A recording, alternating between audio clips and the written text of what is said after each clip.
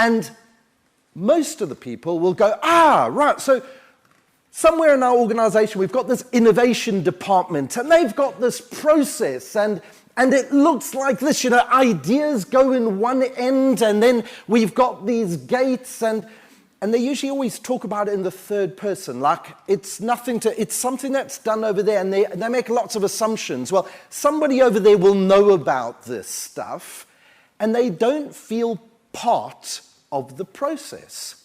And I blame it on that. That funnel metaphor has been used for years, and I've spent 30 years in innovation, and innovation doesn't look anything like that. And in my previous job, I ran and established an innovation capability from ground zero. And the first thing that I needed to do, because I had a tiny team, is that I needed to involve the entire organization in innovation. Because it's my belief that innovation isn't something that is done by a department. I want the entire organization to become more innovative. And in order to do that, I need everybody involved in any way that they can be.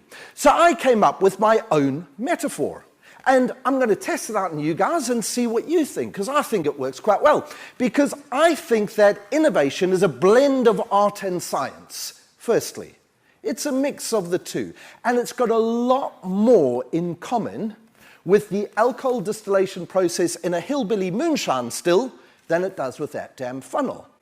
So that's my hypothesis, and I'm going to test it as we go along here. So innovation starts with people, place, and purpose.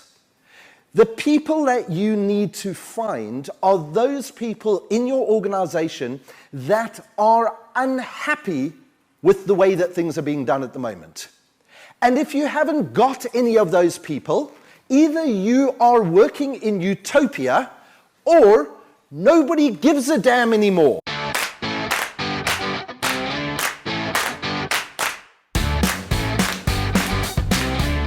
What do you do the next thing? When the alcohol and the steam starts to rise, well, you've got to condense it.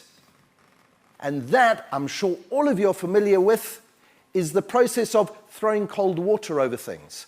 Now, who in your organization normally throws cold water over things? Legal, compliance, finance usually, maybe IT sometimes. So the throwing cold water over, I don't mean invite people to kill off your ideas before they've even gone.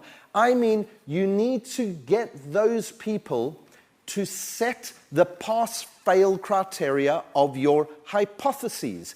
Because what you're taking forward are not ideas and products that you're going to build straight away. They are hypotheses that you are either going to prove or refute.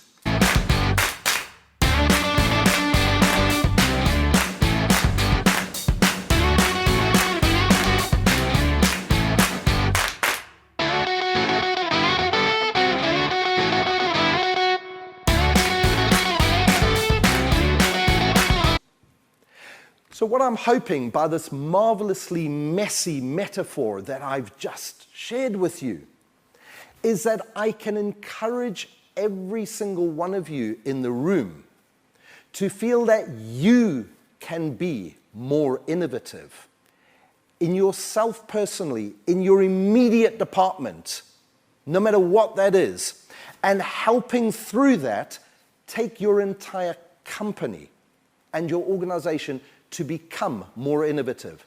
Instead of devolving that responsibility to some department somewhere with a name on the door that says, we work in innovation. All of you should, because I've got one last central concept to leave with all of you. And that is right at the core, buried at the center of my metaphor. And that is that although I help companies understand how the future might play out, it's up to all of you here to build that future. It hasn't been set yet. And the core thing is, don't wait to read about the future as history made by somebody else. Go make some moonshine. Thank you.